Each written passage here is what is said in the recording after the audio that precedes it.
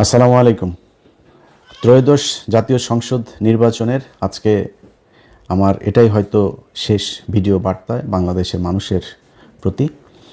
এই ভিডিওতে যে কথাগুলো বলবো, এই কথাগুলো শোনার পরে যদি আপনার সিদ্ধান্ত নিতে ভুল হয় বা সিদ্ধান্ত নিতে আপনি এর পরেও সমস্যা হয়, তাহলে বুঝতে হবে এটা আপনার সমস্যা, আমার সমস্যা না। আমি খুব ঠান্ডা মাথায়, খুব সহনশীল এবং একদম কোনো পক্ষপাত তুষ্ট না হয়ে কিছু কথা বলবো। কথাগুলো বিএনপি, আওয়ামী লীগ, জামাত, হিন্দু, মুসলমান সবার কাছে অনুরোধ থাকলো শোনার।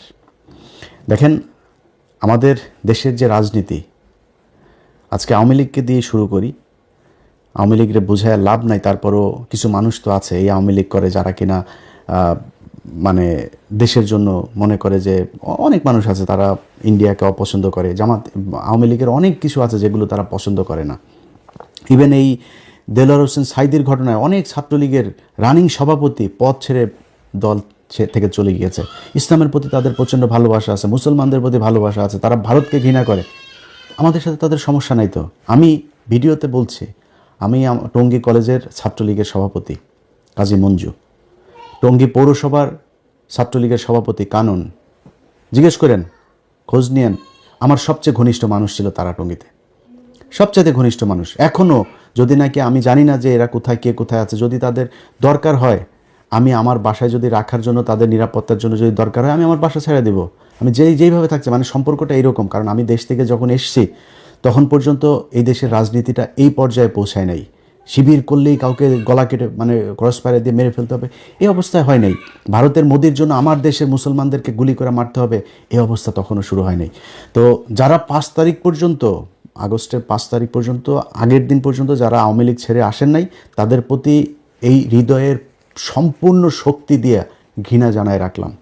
বাট যেটা বললাম আর কি, যে আওয়ামী লীগের সাথে তো আমাদেরও সম্পর্ক ছিল, তাদের অনেক মানুষ আছে ভারত বিরোধী, তাদের প্রতি আমাদের কোনো ঘৃণা নাই। কিন্তু ভাই, একটা জিনিস বলি, আজকে এই আদালতের বারান্দায় আপনারা আটক হচ্ছেন, মাঝে মধ্যে দেখি চোরাগুপ্তা মিছিল করছেন, তারপরে মাঝখানে আবার একটু ভাঙচুরও শুরু করেছিলেন। এখনও বিভিন্ন জায়গায় আপনারা নানান শেপে, নানান পরিচয়ে আপনারা রাস্তায় নামতে চান, বিদেশে আপনাদের যারা আছে তাদের কথাবার্তা শুনে। শুধু খুব ছোট্ট একটা বিষয় বলি, এই যে 5 তারিখে শেখ হাসিনা পালিয়েছে না, তার চাইতে আরও 15-20 দিন আগে থেকে এই আলোচনা চলছিল তাকে চলে যেতে হবে। আমি ভিডিও করেছিলাম 21 বা 22 তারিখে যে শেখ হাসিনা পালিয়েছে, ওই সময় থেকেই কিন্তু আলোচনা হচ্ছিল যে শেখ হাসিনা, ওই সময় বলা হয়েছিল যে আপনাকে এখন আপাতত ইন্ডিয়াতে যান, এরপরে আপনি আবার ফের পরিস্থিতি ঠান্ডা করে আপনি আসবেন। আমরা জানি না শেখ হাসিনা ওই 3 দিন কই ছিল। অনেকে বলে আগরতলাতে ছিল, কেউ বলে কলকাতায় ছিল, কেউ বলে দেশে ছিল। আমি 100% কনফার্ম হইতে পারিনি। তো শেখ হাসিনা দেশে এসে বলল যে শেখের বেটি পালায় না, এরপরে কিন্তু ঠিকই পলাইলো। আপনি পিছনেরটা বাদ দেন, 5 তারিখে পলানোর এটা তো আমরা সবাই এখন জানছি যে এটা 2 তারিখ 3 তারিখ থেকেই এই আলোচনা, 3 বাহিনীর প্রধান দফায় দফায় আলোচনা চলছে, হাসিনা চলে যাবে। যেদিন চলে গেলেন তারও তো 3 ঘন্টা 5 ঘন্টা আগেও তো আপনার 5 তারিখে গিয়েছে, 3 তারিখে সে এই তাপসের সাথে ফোন রেকর্ড ফাঁস হয়েছে, দেখেছেন না? সেখানে সে বলছে সে চলে যাওয়ার কথা। আপনি আওয়ামী লীগ করেন না? আপনি এখনও আদালতের বারান্দায় গিয়ে জয় বাংলা শরীর গরম করা স্লোগান দেন না? এখনও রাস্তায় নামেন না? আপনার জন্য শেখ হাসিনার খারাপ লাগার কথা না? ইভেন এমপি মন্ত্রী যেই সালমান এফ রহমান এত কিছু করলো, তাদেরকেও বলেছে? বলে নাই। ঠিক নিজের আত্মীয় স্বজন, খুব ঘনিষ্ঠ ব্যবসায়িক পার্টনার এদেরকে নিয়ে সে উড়াল দিয়েছে, চিন্তাও করে নাই ভাই আপনাদের কথা। এটাই রাজনীতি।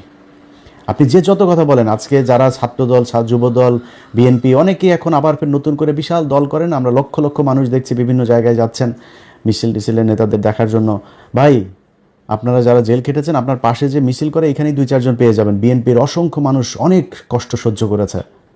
তারা এই জেলখানায় যখন গিয়েছে, তখন জেলখানায় যাওয়ার পরে সারাদিন বিভিন্ন কোর্ট থেকে জেলে যায়, যাওয়ার পরে ওইখানে এই কারা কর্তৃপক্ষের একজন এসে তারপরে বলে যে জামাত শিবিরের কে কে আছেন হাত তোলেন। আমার এই বর্ণনা এক শিবিরের এক ছেলে দিচ্ছিল, পরে ভাই আমি মনে করছি কি আমাদের এবার নিয়ে বোধহয় মেরে টেরে ফেলবে, আমাদের আলাদা করছে কেন? আলাদা করে নিয়ে যায়, 2টা লুঙ্গি দিয়েছে, একটা গামছা, এক জোড়া স্যান্ডেল, তারপরে শুকনা খাবার। এটা জামাতের শিবিরের যারা ধরা পড়েছে তাদের জন্য। আমি অনেক মানুষকে চিনি ভাই, আপনার পরিবার ধ্বংস হয়ে গিয়েছে, ব্যবসা ধ্বংস হয়ে গিয়েছে এই বিএনপির যে নেতার জন্য। আপনি মিছিলে গিয়ে তারপরে আটক হয়েছেন, সেই নেতা আপনার খবরও নেয় নাই। এটাই রাজনীতি। এই যে 21 টেলিভিশনের চেয়ারম্যান 2 বছর জেল খেটেছে, বিএনপি খবরও নেয় নাই। কনক সারোয়ার 9 মাস জেল খেটেছে, কনক সারোয়ারের বোন জেল খেটেছে। আমরা সেই একই ঘটনায় আমরা পালিয়েছি তারেক রহমানের বক্তব্য চালানোর জন্য। বিএনপি আমাদের খোঁজ নেয় নেই, টাকা পয়সা তো পরের কথা, খোঁজও নেয় নেই। আজকে ইলিয়াস হোসেন আজকে জায়গায় এখানে এসে বসলাম, অনেক মানুষ বলেছেন না আমাদেরকে বিএনপি টাকা দেয়, তারেক রহমান টাকা দেয়, বলেছেন না। আজকে এই জায়গায় এসে বললাম, চারানা পয়সার কোনোদিন যদি নাকি বলতে পারে যে জামাত ইসলাম বা বিএনপি থেকে আমাদের কোনোদিন দিয়েছে, বলেন ওটা ফাঁস করতে। ধরেন জামাত, তো এখন তো আমি জামাতের পক্ষে বলতে, জামাত বলবে না মনে করেন, বিএনপিরে বলেন একটা ফাঁস করতে যে আমার একটা টাকা দিয়েছে। আজকে পর্যন্ত কোনোদিন শুনেছেন তারেক রহমানকে নিয়ে কোনো বাজে কথা বলেছে, খালেদা জিয়াকে নিয়ে কোনো বাজে কথা বলেছে, জিয়াউর রহমানকে নিয়ে বাজে কথা? এখন তো তাও একটু সমালোচনা করি খুব ভদ্রভাবে। গেল 5 তারিখের আগ পর্যন্ত 6 বছর বিএনপির তো ক্ষমতা ছিল না, কিছুই ছিল না। বিএনপি জীবনে কোনোদিন আবার ক্ষমতায় আসতে পারবে এটা অনিশ্চিত একটা ভবিষ্যতের মধ্যে ছিল। তখন বলতে পারতাম না? বলেছে নাকি কোনোদিন? যারা বলেছে তারেক রহমানকে চেনেই না, লন্ডনে কি যেন একজন আছে এরকম বলেছে যারা, তাদের সাথে এখন তারেক রহমান ডেকে নিয়ে তারপরে জড়ায় ধরে কোলাকুলি করে, সেগুলো আমরা ফেসবুকে ছবিও দেখি। এটার নামই রাজনীতি। আপনারা কে কী করলো, আপনারা কে আদর্শের কারণে পছন্দ করে, কী কারণে, এটা বাংলাদেশের এই আওয়ামী লীগ বিএনপির ভেতরে নাই। অনেক বিএনপির লোকজনকে চিনি, যারা এই দিন এক এমপিকে দেখছিলাম, তার প্রতিদ্বন্দ্বী জামাতের প্রার্থীর সাথে দেখা হয়েছে, সে বলছে যে ভাই জেলখানায় আপনি আমার ছাড়া কোনো দিন বাসা থেকে খাবার গেলে এই কারণে জেলখানায় অনেক মহব্বত করেছেন আমাকে। এটা হয়েছে, এটাই বাংলাদেশে এই জামাত ইসলাম করেছে। আজকে মানুষের চোখের সামনে 2টা রাস্তা একদম স্পষ্ট হয়ে গিয়েছে। সকালে একটা লাইভ করেছিলাম আপনাদের বাংলাদেশ সময় রাতে। লাইভটা করার পরে সেই ভিডিওটা নানান ধরনের কৌশল করে, ভিডিও চলাকালীন কপি রাইট ম্যানেজারে উঠে নানানভাবে তারা সেটা সরানো হয়েছে। সেই আওয়ামী লীগ যা যা করেছে বিএনপি তাই করছে। জামাত এই আওয়ামী লীগ যেমন সিআরআই করেছিল, তাদের এখন মহাখালী ডিওএইচএসে এক বিরাট বিলাসবহুল এক ভবন তারা ভাড়া নিয়েছে। সেটা নিয়ে সেখানে হাওয়া ভবনের মানে নতুন যে ভার্সন, সেই ভার্সন তারা সেই ভবনে শুরু করেছে। এখানে কিছু লন্ডন থেকে যাওয়া কিছু ধান্দাবাজ চান্দাবাজ এগুলো সব একসাথে হয়ে তারা সোশ্যাল মিডিয়াতে প্রতিদিন হাজার হাজার ডলার খরচ করছে তাদের পক্ষে কাজ করানোর জন্য। কাজ হচ্ছে না, আমার ভিডিও সরাই দিছেন। ভাই এইগুলিতে আওয়ামী লীগ করতে, আপনি করেন কেন? আপনারা নিয়ে এত বাজে কথা তো বললেন, যেটা সত্যি সেগুলি বলেছে। আপনার যদি নাকি কাউন্টার কোনো ন্যারেটিভ থাকে আপনি প্রকাশ করেন, আপনি বলেন, আপনার লোকজনিতে, আপনার তো লোকের অভাব নাই। আপনার বহু আমাদের মতো অধম ইউটিউবার, আমরা তো ভাই ছোটোখাটো মানুষ, আপনাদের বহু বড় বড় মানুষ আছে, তাদের দিয়ে বলান, সমস্যা কোথায়? এগুলো করছে, ঘোষণা দিয়েছে এই বিএনপির তথ্য বিষয়ক আপনার সম্পাদক, ঘোষণা দিয়ে আমার ফেসবুক যাওয়ার পরে ঘোষণা দিয়ে বলেছে সে করেছে এটা, অর্থাৎ বিএনপি করেছে। সেই বিএনপি আমাদেরকে যদি ব্যক্তিগতভাবে আরও অনেক কিছু করতো কোনো সমস্যা ছিল না। গেল 1.5 বছরে যে আওয়ামী লীগ ইন্ডিয়ার জন্য আমি নিজের পরিবার, আর্থিকভাবে, সামাজিকভাবে, মানসিকভাবে সব দিক থেকে, এই যে আজকে দেখেন না, এই যে মাথার মধ্যে দেখেন না চুলটুল পাতলা হয়ে গিয়েছে, এটা এই আওয়ামী লীগের কারণে। বহুত কষ্ট সহ্য করেছে, তারই চুলটুল 5 বছরের মধ্যে বুড়া হয়ে গেছে একদম। এটা এই আওয়ামী লীগের কারণে, ইন্ডিয়ার কারণে। সেই আওয়ামী লীগ, সেই ইন্ডিয়াকে নিয়ে আপনারা মিটিং করেন, মিছিল করেন, প্রকাশ্যে ঘোষণা দিয়ে আপনারা বলেন তারা আপনাদের ভাই, তাদের মামলা থাকবে না। মির্জা ফখরুল মামলায় তো আপনি করেন নাই, মামলাগুলি তো আপনার এই জুলাইয়ের আপনার বাড়ির কেউ লোক মারা যায় না। আপনি বলেছেন আপনি ছাত্রদের সাথে এই আন্দোলনে নাই, এটা আওয়ামী লীগ আপনাকে দিয়ে বলিয়েছে। আপনার ভাই আওয়ামী লীগের সাথে ব্যবসা করেছে, আপনি ব্যবসা করেছেন, আপনি ভাতা নিয়েছেন, আপনার মেয়েকে অস্ট্রেলিয়াতে রেখেছেন, ঘর জামাইটাকে অস্ট্রেলিয়া রেখেছেন, সেখানে প্রতি মাসে মাসে ডলার পাঠাইতেন। আপনার তো সমস্যা নেই, আপনি কে যে এটা বলার? একটা মামলাও রাখবো না। আওয়ামী লীগকে আপনারা একদম মাঠে নামিয়ে এনেছেন, এবার জনগণের সাথে মারামারি করবেন। কালকে মারামারি করতে যায়েন, তারপরে বুঝবেন খেলাটা কাকে বলে। তো এই যে আওয়ামী লীগের যে লোকগুলো এখন আপনারা করছেন, দাপাদাপি করছেন, আপনার যেই আপার জন্য করেছেন এখনও করছেন, অনেকে আদালতের বারান্দায় দাঁড়ায় জয় বাংলা স্লোগান দিচ্ছেন, আপনার আপা কিন্তু আপনাদেরকে নিয়ে যায় নাই। এই যে আজকে বিএনপির পিছনে যারা ঘুরেন, এদের একজনের বলেন যে মির্জা ফখরুলের আসনে সামনের বছর আমি ইলেকশন করতে চাই। মির্জা ফখরুলের এটা শেষ ইলেকশন। মির্জা ফখরুলের ভাই আছে একটা বিশাল চান্দাবাজ, ফয়সাল। বললেন তো আপনি এখন যে ভাই সামনের বার কিন্তু আমি মনোনয়ন নিব, ফয়সাল আপনার বাসায় কিনা দেখেন তো। 2 দিন পরে দেখবেন গাড়ির অ্যাক্সিডেন্ট করে মারা গেছেন। এটার নামই রাজনীতি। আজকে ডক্টর শফিকুর রহমানকে প্রশ্ন করা হয়, আল জাজিরার ইন্টারভিউটা খালি দেখলাম, খালি ঘুরায়া পেঁচায়া আপনার ইন্ডিয়ান মালটা ওনারা প্রশ্ন করছে, মেয়ে আপনার কোনো নারী জামাত ইসলামের প্রধান হইতে পারবে কিনা। ভাই, নারী জামাত ইসলামের প্রধান হইতে পারবে না, উপরে যিনি আসছেন তার চাইতে বড় হেকিম আমি না। উনি আমারে বলছেন যেটা, এটার বাইরে আমরা যাইতে পারবো না। আমি নারীকে অসম্মান করি কিনা সেটা হচ্ছে প্রশ্ন। কিন্তু অ্যাপার্ট ফ্রম দিস, আমি আরেকভাবে বলি আপনারা, মনে করেন আপনি খুব গণতান্ত্রিক মানুষ, আপনি একজন নারীকে দেখতে চান, নারী আর পুরুষ বাদ দেন, আপনারা যদি আমি বলি পৃথিবী উল্টায় যাবে, জিয়া পরিবারের বাইরে কেউ আপনার দলের প্রধান হবে, আপনি হইতে দিবেন? জামাত ইসলামে হইতে পারে, প্রত্যন্ত সেই নীলফামারীর গ্রামের একটা মানুষ এসেও এখানে হয়ে যাইতে পারে। এখানে কোনো পরিবার থেকে ডক্টর শফিকুর রহমান রাজনীতি থেকে অবসর নিলে তার ছেলে হবে, হইতে পারবে না। ওই যোগ্যতাতেই আসতে হবে। এটার নামই রাজনীতি, এটার নামই গণতন্ত্র। আপনি যে গণতন্ত্রের কথা বলে একজন নারী কী করে, আরে ভাই, নারী আমেরিকার 400-500 বছরের ইতিহাসে আপনি দেখেন না যে নারী প্রধানমন্ত্রী আছে কিনা? তারা বানায় নাই কেন? অনেক দেশ বানায় না। পৃথিবীর কয়টা দেশে নারী আছে?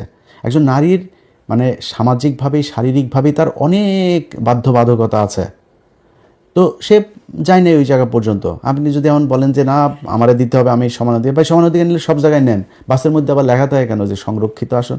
সংসদের ভেতরে লেখা থাকে কেন সংরক্ষিত আসন? কেন আপনি সংরক্ষিত আসন লাগবেন? 300 আসনে আপনি ফাইট করেন, আপনার দলে কই ফাইট করে না কেন? আওয়ামী লীগ আর বিএনপি জামাত ছিল না তো, এত বছর আপনি সংরক্ষিত আসনে নিয়ে মমতাজরে বসান কেন? কেন তারে 300 আসনের মধ্যে দেন, 150 আসনে। আপনার মনোনয়ন পাওয়া কতজন আছে? 2%, 2%। কেন 150 সিট দিয়ে দেন মেয়েদেরকে? আপনি তো সমান অধিকার করেন। জামাত ইসলামকে চেপে ধরেছে। সো ভাই, জামাত ইসলাম যোগ্য থাকলে যে কোনো কাউকে দিবে, কিন্তু জিয়া পরিবার আর শেখ পরিবারের বাইরে আপনি আওয়ামী লীগ আর বিএনপির দলীয় প্রধান হইতে পারবেন না। এটার কোনো গণতন্ত্রতন্ত্র কিচ্ছু নাই, উনিই হবেন। কাউন্সিল আপনি আফগানিস্তানে বসে করেন আর ওয়াশিংটন বসে করেন, কাউন্সিলে এই শেখ হাসিনাই প্রধান হবে আর খালেদা জিয়াই প্রধান হইতো, এখন তারেক রহমানই প্রধান হবে। এর বাইরে ফখরুলও হবে না, সালাউদ্দিনও হবে না। এটার নাম গণতন্ত্র। এইভাবে এই দেশ চলেছে, মানুষ এইভাবে চলতে চায় না। আপনি আমার ভিডিও বন্ধ করে দিয়া তারপরে মানুষকে যেটা বুঝাইতে চাচ্ছেন সেটা যে মানুষ বুঝে নাই, বুঝবে না, এটা লঞ্চঘাট, রেল লাইন, বাস স্ট্যান্ড যেখানে যেখানে আছে ওইখানে যায় যায় খোঁজ নেন। মানুষ যে যাচ্ছে মানুষের চোখের দিকে তাকে। আজকে একটু আগে এক এমপি ক্যান্ডিডেটের সাথে কথা হচ্ছিল ঢাকার, তো ওনার কথাবার্তা শুনে, উনি আবার খুব বড় একজনের করছেন, হেভিওয়েট জামাতের এক প্রার্থীর আপনার প্রতিদ্বন্দ্বিতা করছেন, তো শুকাই গেছে একদম কথা। যেমনি আমার সাথে কথা বলে ওইভাবে কথা বলে না আজকে। খুব মনে হইলো যেন একদম নীরব, মানসিকভাবে ভেঙে পড়েছে এরকম। রাস্তাঘাটে গেলে তো ভাই একজনের সাথে ভোট চাইলেই বোঝা যায় সে কি দাড়ি পাল্লাই দিবে না ধানের শীষে দিবে, কারে দিবে বুঝে না। এটা ওনারা রাস্তাঘাটে দেখে না। এই যে বাসে ওঠা, ট্রেনে ওঠার লোকগুলির কি এইখানে কি এমপি সাহেব করেছে, লোক দিয়েছে যে তোমরা যাও মিছিল করতে করতে? পুরো ট্রেনের ছাদের সবাই দাঁড়িপাল্লার মিছিল করে, পুরো লঞ্চের ছাদের সবাই দাঁড়িপাল্লার মিছিল করে। আপনার লোক নাই, ওই আপনার লোক নাই, তাই আপনার কেউ মিছিল করারও লোক নাই। এটাই হচ্ছে রাজনীতি। এই মানুষ এটা বুঝতে শিখেছে যে এই দেশে এই রাজনৈতিক দলগুলো 54 বছর শুধু আমাদেরকে চুষে খেয়েছে, এদেরকে দিয়ে আমার এই দেশের কোনো উন্নতি হবে না। যারা এখনও বুঝতে পারেনি তাদেরকে একটু কথা বলি, ভাই আপনাদের এই যে আজকে যেই অবস্থায় এসে আমি সরাসরি দাঁড়িপাল্লার পক্ষে ভোট চাচ্ছি, এটার জন্য অনেক নিজের সাথে নিজে অনেক দিন ধরে যুদ্ধ করছে যে কি করা উচিত। ব্যক্তিগতভাবে হ্যাঁ, যদি বিএনপির পক্ষে করতাম তাইলে হয়তো বিএনপি যদি ক্ষমতায় আসতো তাহলে একটু মোটামুটি থাকতে পারতাম, কিন্তু দিনের পর দিন তাদের যে আচার আচরণ, কথাবার্তা, শেখ মুজিবের প্রতি প্রীতি, সেই 5 তারিখের পর থেকে তারা এগুলো করছে। এই যে কাজগুলো যে হচ্ছে, এগুলো আমাদেরকে ধাক্কাইতে ধাক্কাইতে বিএনপির বাইরে নিয়ে এসেছে। আমরা তো বিএনপির বাইরে যাইতে চাইনি ভাই। তারেক রহমানের প্রতি এখনও যথেষ্ট সম্মান আছে, শ্রদ্ধা আছে, তারা নিয়ে কোনো বাজে কথা বলি নাই, বলবো না, বলতে চাইও না। কিন্তু এই দলের প্রধান হিসাবে ওনার তো এগুলোর দায় নিতে হবে। যা হয়েছে এখনও পর্যন্ত, যা হচ্ছে, কালকেও আপনি হুমকি দিচ্ছে বাড়ি ঘর দুয়ার সব পোড়ায় দিবে, এই করবে, এগুলো তো ভাই আওয়ামী লীগের বক্তব্য। আপনি কেন সেগুলো বলেন? যাই হোক, তারা তাদেরটা বলবে। আপনারা বাংলাদেশের মানুষ যারা আছেন তাদেরকে বলি, ভাই আমি জামাত ইসলামের কেউ না। জামাত ইসলাম আমি কোনো কথা বললে শুনবে কি না এটাও আমি জানি না। জামাত ইসলামের আমি কোনো বড় পদও চাই না, কোনো সুবিধাও চাই না। জামাত ইসলামের কথা যতটুকু বলি, আমার নিজের যেহেতু কোনো দল নাই, আমি বাংলাদেশে 2টা দলের মধ্যে কম্পেয়ার করেছি যে কাদের হাতেই বাংলাদেশটা নিরাপদ থাকবে। আমার মনে হয়েছে যে জামাত ইসলামের কাছে এটা নিরাপদ থাকবে। তাদের এই গেল 1.5 বছরে অনেক টাকা ইনকাম করার সুযোগ ছিল। তাদের শুনেছেন কোনোদিন এই 1.5 বছর না, কোনোদিন শুনেছেন যে জামাত ইসলামের কোনো লোক বিদেশে টাকা পাচার করেছে? এই যে এতগুলো মানুষ তারা মারা গেল, কোনোদিন কেউ দেশ বিদেশে পালিয়ে গিয়েছে শুনেছেন? যাইতে হয়নি, তারা এইখান থেকে যায় না। এই ইমানের শক্তি তাদের আছে। আপনার এলাকায়, আপনি আপনার বাড়ির পাশে আপনি করেন, ভাই কালকে সারা রাত অন্তত কয়েক হাজার কোটি টাকার লেনদেন হয়েছে। এই টাকা পয়সা নিয়ে যদি মনে করেন আপনি যে টাকা দিয়েছে ইমান দেখাবেন, আরে ভাই আপনি তো 2 নাম্বারই করেছেন, টাকা নিয়েই 2 নাম্বারই করলে আরেকটু 2 নাম্বার